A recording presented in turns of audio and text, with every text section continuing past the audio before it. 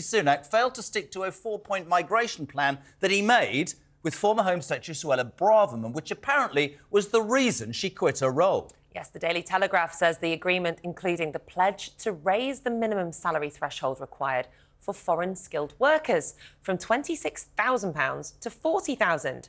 That's £5,000 higher than the UK average.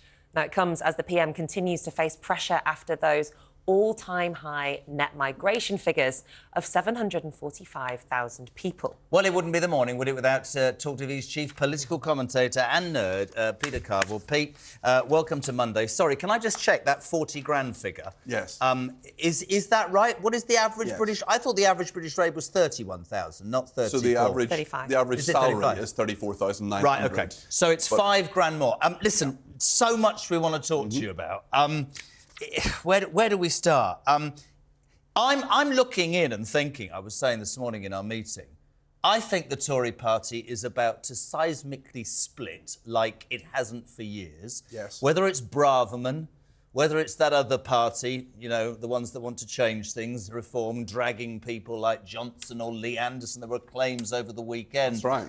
I mean, whatever your political persuasion, the way I look at it right now is it really does look like a sinking ship, excuse the pun, doesn't it? Divided parties don't win elections, Jeremy, and the Conservative Party is very divided at the moment. Even if you say something like the right wing of the Conservative Party, you might be talking about 4 or 5 different groups of people. There are the New Conservatives, there are supporters of Liz Truss, there are all sorts of different people. But yes, this is an explosive revelation this morning. We knew this was probably going to come. Suella Braverman alleged in her excoriating letter to Rishi Sunak a couple of weeks ago that she had this agreement with him, 4-point agreement, and the Daily Telegraph has it this morning that it proposed to close down the graduate visa route, restrict the number of dependents, prioritise particular universities and courses, and, as you say, increase that salary threshold for skilled workers who wanted to come to this country from £25,000 to £40,000. So this was the deal she said she did with Rishi Sunak. She then said she followed it up at various times when she was Home Secretary during the year or so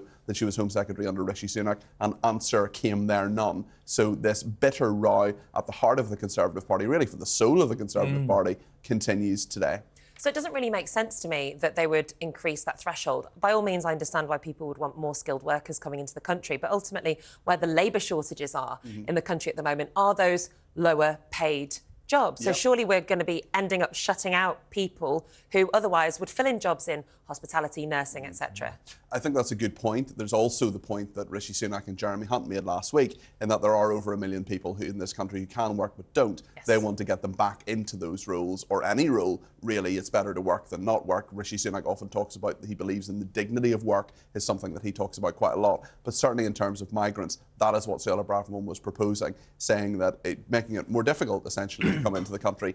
The Conservative manifesto in 2019 talked about immigration figures, legal migration being 239,000. That was the cap that they wanted to put on it. 745, obviously more than 3 times that. Do you, when you look at the Tory party and you look at these arguments, do you believe that agreement was in place, Suella Braverman with Rishi Sunak? Do you believe? She certainly thinks it was. Do you? What do you think? What's your gut feeling? I think that there were certainly proposals that went to Rishi Sunak.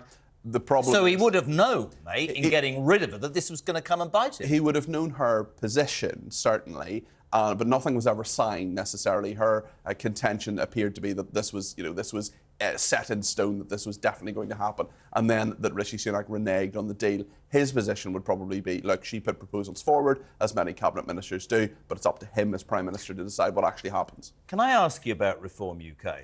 Without being too specific. We heard allegations over the weekend, Nick and I were talking about this. Lee Anderson, who's the deputy chairman of the Tory party and seems to disagree with anything to do with the higher echelons, would intimate that he was offered money to move to an R party. Yes. Now, we could argue it could be Reform, it could be something else. I don't know, but that's what most people assume. Stuff in the paper this morning that Johnson, who was at the anti-Semitism march, you're so right, thank you for that. March against anti-Semitism. He was really, there were people this morning saying maybe he would move with Farage to something like that. Do you think something this seismic can and will happen in politics in the next I think few it's months? much more likely that Nigel Farage would be a member of the Conservative Party. I think that him coming into the Conservative Party and reforming it and making it his own. Reforming Sorry. it. Well done, brilliant. Well done. Pun unintended for about the first time in my life. But I think that Nigel Farage coming in and perhaps becoming leader of the Conservative Party or changing it in some way in his own image, that I think is much more likely than figures like Boris Johnson and others going to reform. Now, Lee Anderson claimed that money was offered. That's something that Richard Tice, the leader of Reform, denies. Denies that Reform UK offered any money at any stage, but certainly that's what Lee Anderson is contending.